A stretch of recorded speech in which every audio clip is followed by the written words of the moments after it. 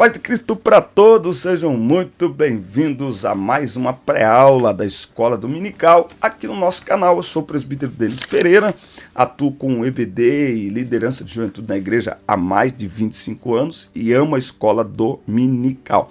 Por isso, sempre estamos aqui todas as semanas com as pré-aulas para as classes de pré-adolescentes, adolescentes, juvenis e adultos. Aqui também tem muito mais conteúdo para abençoar a sua vida. Tem o nosso Fala Denão Podcast. Denão é meu apelido entre os jovens. Fala Denão Podcast, uma conversa edificante todo sábado ao vivo às 9 da manhã. Eu conto com você. Por isso, inscreva-se no canal e ative as notificações, dá like no vídeo e deixe o seu comentário, que é muito importante para nós, ok? Muito importante para nós. Inscreva-se, ative as notificações, dá like, deixe o seu comentário e compartilha. 80% dos nossos vídeos são assistidos porque alguém compartilhou o link nos grupos de WhatsApp, nos status e stories. Faça parte dessa nossa construção de conteúdo. Tem um QR Code que aparece na tela de vez em quando. Você mira a câmera do seu celular e faz a sua doação como uma demonstração de gratidão e também um impulsionamento para continuarmos nesta produção de conteúdo por aqui. Na descrição dos vídeos tem todas as minhas redes sociais, tem o meu Instagram, tem grupos de professores no WhatsApp, o link está aqui embaixo. Tem um link para você baixar conteúdo gratuito em PDF para a Escola Dominical e muito mais. E claro, tem o nosso contato. Será um prazer atender a sua igreja, ministrar a palavra de Deus na sua igreja, congresso, culto, evento. Será um prazer atender os irmãos. Quer conhecer um pouco mais sobre a nossa viagem, as nossas viagens pregando a palavra de Deus? Dá uma olhada lá no meu Instagram. Lembrando que no domingo que essa aula será ministrada é dia 14 de maio, Dia das Mães. Feliz Dia das Mães para todas as irmãs que nos acompanham, estas heroínas, estas guerreiras que são bênção de Deus para todas as famílias. Quero aqui registrar o nosso feliz Dia das Mães, tá certo? Pegue Bíblia, revista, caneta, papel, bloco de notas, vamos juntos preparar mais uma aula da Escola Dominical.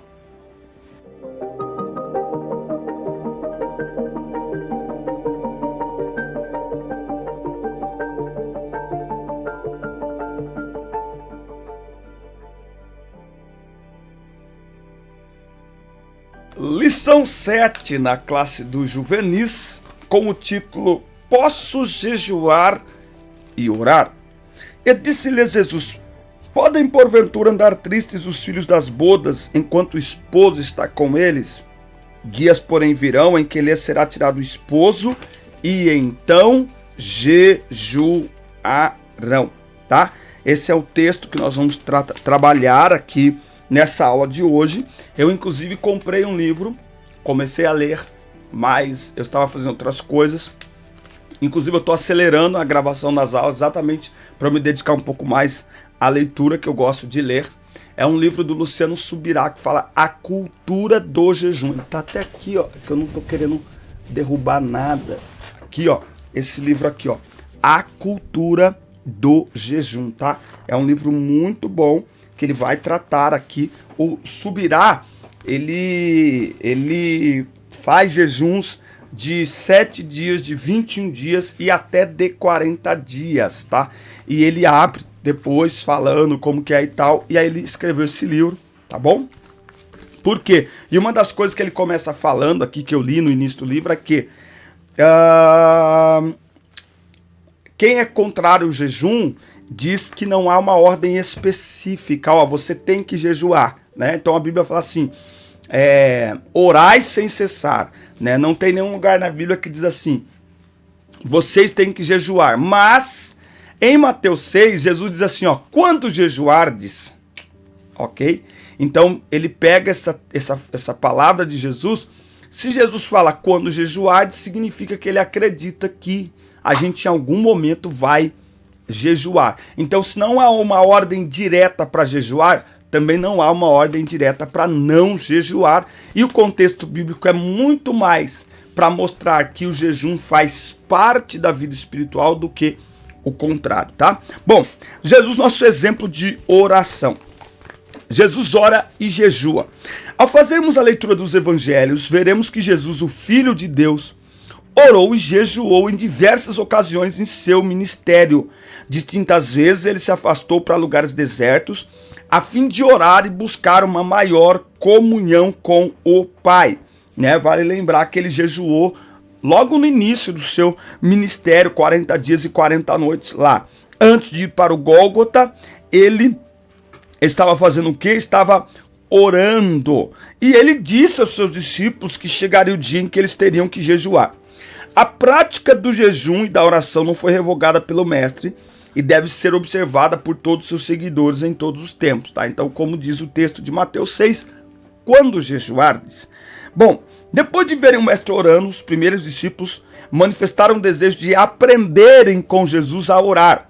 Tal fato nos mostra o quanto eles foram influenciados pelos momentos em que Jesus Cristo passava junto ao Pai em oração, tá? Então, assim, Jesus, ele tinha uma vida espiritual abundante, frutífera, a ponto dos seus discípulos quererem aprender com ele essas disciplinas espirituais. A intenção de Jesus nunca foi mecanizar a vida espiritual, mas apresentar um roteiro, um modelo que seus seguidores poderiam utilizar se assim o desejassem, tá? Então veja, Jesus orava e jejuava e levou o seu exemplo, levou os seus discípulos a quererem fazer o mesmo. A primeira coisa que eu quero falar aqui nesse primeiro tópico é: todos nós temos as nossas experiências com Deus, de oração, de jejum, certo? Então tenham o cuidado de não engessar a sua experiência e de não demonstrar a sua experiência como se ela fosse uma experiência absoluta. A experiência da vida de oração e do jejum é muito subjetiva, ou seja, cada um tem a sua. Por exemplo, quando eu era adolescente, eu lembro que havia o seguinte, quando você for jejuar, não conta pra ninguém. Ninguém pode saber que você tá jejuando, senão você perde o jejum. Então, nossa, você ia na casa de alguém e a pessoa te oferecia algo pra comer, você não falava nada. Era muito ruim, porque você não podia falar que tava em jejum. E aí você também não podia parecer que tava mal educado. Você não podia mentir, não pode mentir. Então, havia essa questão de não falar pra ninguém, de não contar pra ninguém. Até na oração, a gente orava para nem o inimigo ouvir que a gente estava jejuando. Então, existem experiências que nós vivemos há 10, 20, 30 anos atrás, maravilhosas. Mas entenda que cada um tem seu tempo, cada um tem sua experiência. O jejum certo tem que ser o jejum seco, sem nada. Esse jejumzinho de hoje aí de Coca-Cola, de internet, não serve para nada. Cuidado, você pode desestimular, tá? Por isso que uma das coisas que a gente vai falar dentro do nosso treinamento é sobre comunicação assertiva, tá? Porque às vezes você pode desestimular a pessoa que tem uma boa intenção a fazer algo para Deus. E o que é mais legal aqui é que o exemplo de Jesus conduziu seus discípulos a fazerem o mesmo, tá? Então eu escuto muita liderança reclamando que essa geração não ora, não lê Bíblia. Mas quanto tempo você ora?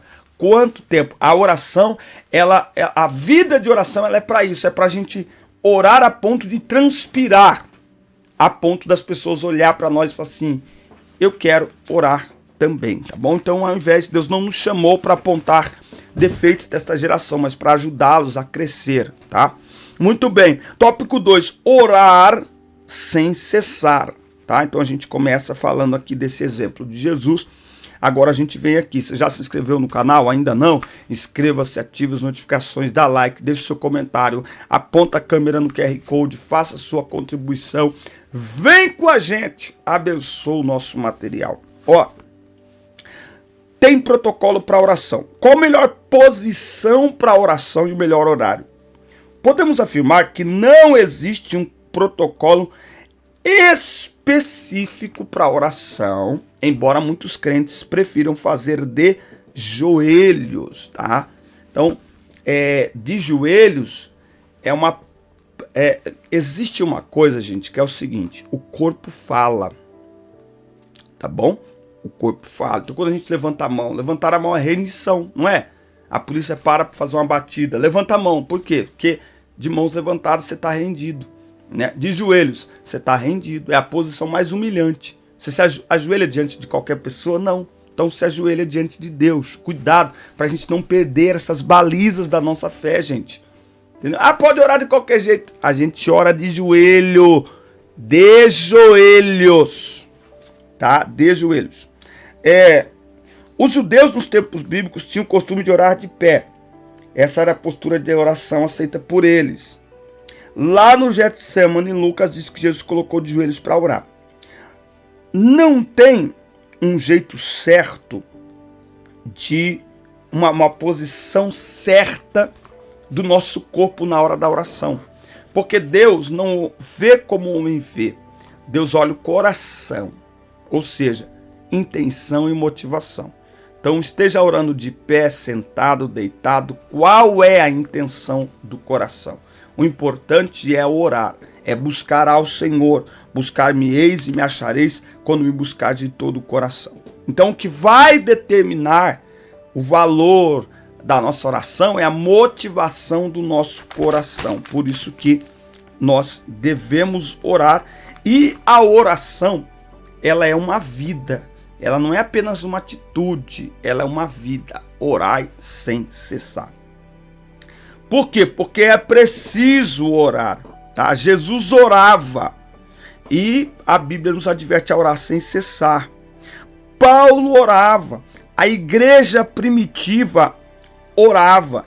A ideia, quando Paulo escreve orar sem cessar, é orar em todo tempo, em qualquer lugar e a qualquer hora, sem protocolos. Então não é orar só na igreja. Ore diante de todas as decisões. Ore para começar o seu dia. Ore para terminar o seu dia. Ore na hora da alimentação. Ore para pedir. Ore para agradecer. Isso é orar sem cessar. Não é ficar orando 24 horas por dia. Mas é viver uma vida permeada por oração. Lembrando que nós... antigamente você tinha lá o sacerdote, tinha que ir até ele. Agora, olha o que Hebreus diz aqui. Hebreus 4:16. Vamos ler esse texto aqui de Hebreus. Eu acho que é isso. Ó. Hebreus 4:16. Cheguemos, pois, com confiança ao trono da graça, para que possamos alcançar misericórdia e achar graça, a fim de sermos ajudados em tempo oportuno. Então nós temos toda a liberdade para, através de Cristo, nos chegarmos diante de Deus por meio da oração. O que é esse tempo de oração? É um tempo especial com Deus. Para o crente, o momento da oração é sempre prazeroso e jamais deve ser visto como uma obrigação ou fardo. Porque é o nosso tempo de comunhão com o Pai, de intimidade com o Pai. Afinal, queremos estar junto daqueles que nós amamos, não é? Então, na atualidade, muitos já não se sentem mais à vontade, confortáveis para adentrarem na presença do Pai em oração. Talvez essa seja a razão de vermos tantas pessoas desanimadas, apáticas, insatisfeitas, mesmo membros de uma igreja. Não se engane, sem oração não há intimidade com Deus e nosso relacionamento com Ele se torna superficial. É na oração que nos aproximamos, é na oração que nos tornamos mais íntimos, é na oração que nós diminuímos as distâncias com Deus, certo? Então é tempo de buscarmos ao Senhor por meio da oração. 2 Crônicas 7,14 fala algo muito interessante que se o meu povo que se chama pelo meu nome se humilhar, se converter dos seus maus caminhos, orar e buscar a minha face. Orar é se aproximar. Buscar a face é desfrutar da presença. Buscar a face é orar priorizando a presença de Deus. E aí você pode estar passando por um momento, por exemplo, que você não tenha palavras, mas você fica lá no lugar da oração. Por quê? Por causa da presença de Deus. A oração é um termômetro da nossa vida espiritual. Como está o termômetro da sua vida espiritual? Nós precisamos aprender a orar. E nós, enquanto líderes e pregadores para esta geração, nós precisamos ajudá-los a orar. É que é mais fácil dizer, essa geração não quer nada com oração, que aí a gente também nos compromete, né, irmão? É mais fácil isso do que levá-los à oração. Ah, e as vigílias hoje só tem louvor. Ué, quem que organiza as vigílias? Ah, mas se organizar uma vigília só com oração, sem banda, sem louvor, eles não vão. Então você está querendo fazer evento grande, né? Então, a vida espiritual, a vida de oração de uma geração, ela é o reflexo da vida de oração dos seus líderes. A vida de oração dos discípulos era um reflexo da vida de oração de Jesus. Eita! Como disse aquela menina lá. Pegou, hein? Pegou aqui, hein? A vida de oração do seu departamento é reflexo da sua vida de oração. Jesus orava a ponto dos seus discípulos orarem.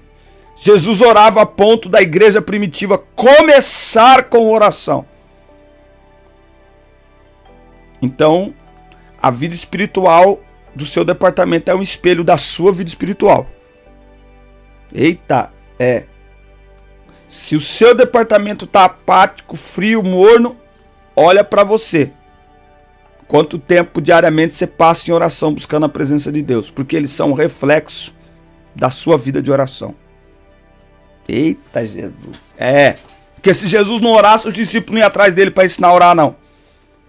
Certo? Então a gente tem que aprender igual Jesus. Jesus pegava um tempo e saía para orar. Jesus está onde? Está orando.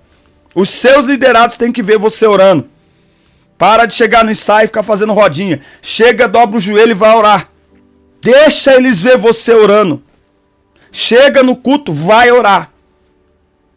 Quando você chamá-los para orar, eles vão se sentir constrangidos, porque eles veem você orando. Tem líder que não sabe orar, gente. Você manda entregar o microfone na mão dele, ora 5 minutos, ele não aguenta orar 5 minutos, não tem palavra. Quem não sabe orar é porque não cultiva uma vida de oração. Porque quanto mais você cultiva, mais palavra tem. Por quê? Porque quanto mais você conhece a pessoa, mais você sabe conversar com ela, o que falar para ela. Lembrando que oração não é só falar. Oração é desfrutar da presença. Então, fica essa aí. A vida espiritual do seu departamento é reflexo da sua vida espiritual. Se você está olhando para eles, não está legal, eles são o seu espelho. Tudo que você está falando para eles não oram, eles não querem nada com Bíblia, eles não querem Deus, eles não... Tudo isso aí é seu reflexo. É seu reflexo. Tá aqui, ó. Eles pediram para orar porque Jesus orava. A igreja primitiva orava porque os líderes tinham vida de oração. É vida de oração. Vida de oração. Chegar diante do grupo e falar assim, ó. Silêncio aí. Eu estava orando esta noite e Deus me deu uma palavra. Eu estava orando esta noite e Deus me deu uma visão. Eita glória. Meninada fica assim, meu líder ora. Eu quero ter estas experiências com Deus. Eita glória. Muito bem, tópico 3, vamos falar sobre o jejum. Você já se inscreveu no canal? Ainda não? Vou fazer uma oração por você, viu? Inscreva-se, crente. Ative as notificações, dá like no vídeo, comenta o vídeo e fale para nós de onde você nos assiste, para a gente saber até onde o nosso conteúdo está chegando, tá bom? Por gentileza, faça isso em nome de Jesus. Aponte a câmera para esse QR Code que aparece na tela aí e deixa Deus usar a sua vida. Faça uma doação, abençoe o nosso ministério e nossa criação de conteúdo por aqui. O jejum, tópico 3. Como podemos definir o jejum? A definição é breve e simples. É abstinência total ou parcial de alimentos durante um determinado período. O propósito é reservar um tempo maior para a oração e comunhão com o Senhor, tá? Então o jejum deve estar associado à oração. Jejuar não é somente ficar sem se alimentar, como fazem alguns adeptos de algumas religiões orientais, tá? Ou quem pratica o jejum intermitente para ajudar no emagrecimento. Aí é dieta, tá? Jejum sem oração é dieta. O propósito do jejum bíblico deve ser reservar um momento específico para uma maior comunhão com Deus. Então qual que é a ideia? Você abre mão de algo que lhe dá prazer, porque comer dá prazer, irmão. Adolescente, então, meu Deus do céu, ficar sem pizza, sem lanche, sem Coca-Cola, entendeu? Dá prazer. Agora, o jejum é contra a carne, não é contra o corpo, tá? Por isso não proponha um jejum, por exemplo, de 24 horas, sem nenhum alimento, sem água, sem nada, para uma pessoa que nunca teve esta experiência. Você está sendo... isso é um perigo, tá? Então, o jejum, calma. Até por isso que eu estou lendo esse livro do Subirá, que ele mostra que antes de fazer um jejum muito longo, tem toda uma preparação. Porque o jejum não é para machucar o corpo. O jejum não é para agredir o corpo. O jejum é contra a carne, mas principalmente com a intenção de uma maior proximidade com Deus, né? Porque você abre mão da alimentação, só abrir mão da alimentação já ativa um reloginho dentro de você de que há algo diferente naqueles dias, tá? Lendo o Antigo Testamento, encontramos vários momentos específicos em que pessoas e até moradores de cidades inteiras jejuaram. Aprendemos que a prática do jejum estava sempre associada à oração, à humilhação, quebrantamento diante do Senhor, seja para receber o perdão por alguma falta, seja para alcançar uma graça ou uma resposta, tá? Então muitos só alcançaram vitória do Senhor porque jejuaram e oraram. O jejum altera a vontade de Deus? Não, ele a estabelece. O jejum coopera aí com a vontade de Deus, tá? Que isso fique muito claro. O jejum nunca altera a vontade de Deus. Não é porque nós vamos fazer jejum que Deus vai mudar a sua vontade. Não é porque vamos fazer o jejum que a gente vai forçar Deus a fazer aquilo que a gente quer. O jejum, em primeiríssimo lugar, ele tem como propósito a nossa maior aproximação de Deus, a nossa maior comunhão com Deus. É para isso que serve o jejum. O jejum também, aliado à oração, pode ser visto como uma grande arma espiritual, não é? Veja que Jesus, quando vai orar por aquele jovem epiléptico, os discípulos tentam orar e nada acontece. Ele diz: esta casta não sai senão por meio de jejum e de oração. Por isso que nós não podemos parar de orar, porque a oração nos traz discernimento, que há situações que nós precisamos entrar na batalha com todo o arsenal espiritual, envolvendo a palavra de Deus, envolvendo oração, envolvendo jejuns. Acho que a ideia não é que Deus precise, porque Ele não precisa da nossa força, Ele é todo poderoso, Ele pode nos dar a vitória, mas a ideia desta guerra espiritual que enfrentamos e que muitas vezes precisamos associar a oração, o jejum, é para nós entendermos o tamanho da resistência do inimigo, o tamanho dos contra-ataques do inimigo no reino espiritual. Há uma ideia, uma percepção espiritual diferente quando a gente está em jejum. Essa é uma boa aula para o professor, de repente, falar aí para os seus alunos experiências que ele teve em relação ao jejum, de vitórias, de respostas de Deus que ele recebeu por meio do jejum.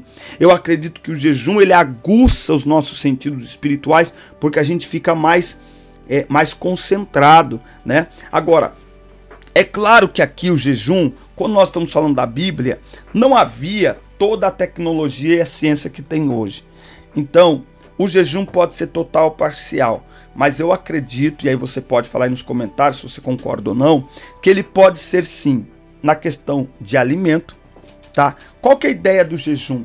A ideia do jejum é você se abster daquilo que te dá prazer, tá? E que é uma prática diária. Né? Porque tem coisa que nos dá prazer, mas, por exemplo, eu vou fazer um jejum de chocolate. Eu não como chocolate todos os dias. Você entendeu? Então, é algo que lhe dá prazer e que você consome diariamente.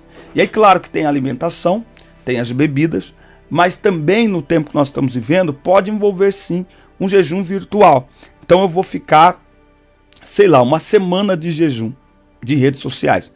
A única coisa que eu digo em relação às redes sociais é o seguinte: não adianta você fazer jejum de redes sociais durante uma semana e quando acabar o jejum, você continuar se alimentando nos mesmos perfis bagunçados. Esse é o problema. Então não adianta nada. Eu vou ficar 30 dias sem Instagram, mas se a hora que terminar os 30 dias você não mudar as pessoas que você acompanha no Instagram diariamente, não mudou nada. Entende? Então, o jejum de alimento, ok, vou parar de comer, você volta a comer. Agora, o jejum virtual, ele tem que ter este elemento. Então, ó, eu vou parar. Por que você está parando de usar a rede social? Porque toma muito tempo, porque assiste o que não deve. Tá, mas você vai parar de seguir os perfis que tem conteúdo contra a palavra de Deus, conteúdo imoral, conteúdo pornográfico? Porque senão não adianta nada o jejum que é feito. Então, por isso que é interessante essa questão da intenção. Se a intenção é se aproximar de Deus, ter mais comunhão com Deus, o jejum precisa ser algo bem pensado, precisa ser algo planejado, certo? E aí Deus conhece o coração de cada um. Tem pessoas que conseguem fazer um jejum completo, total, tem pessoas que conseguem fazer um jejum parcial, mas seja o total ou seja o parcial, ele sempre tem esse propósito de maior comunhão com Deus, maior intimidade com Deus, maior sensibilidade espiritual, porque você tira um pouco o foco das coisas da terra e fica mais conectado com Deus, pensando em Deus. À medida, inclusive, que o tempo passa do jejum, você cada vez mais se conecta com Deus, porque você está com os seus sentidos mais ligados, mais focados, mais concentrados. Então é muito importante aí a prática do jejum para as nossas vidas e para o nosso crescimento espiritual. Amém, gente? Essa foi a nossa aula. Na lição 8, posso perdoar e amar. Por causa que fomos perdoados, nós podemos perdoar e nós podemos amar. Podemos e devemos, porque Ele nos perdoou. Vai ser uma aula maravilhosa. Eu espero vocês. Um forte abraço. Assista, curta, compartilhe, inscreva-se no canal e até o nosso próximo encontro. Deus abençoe vocês.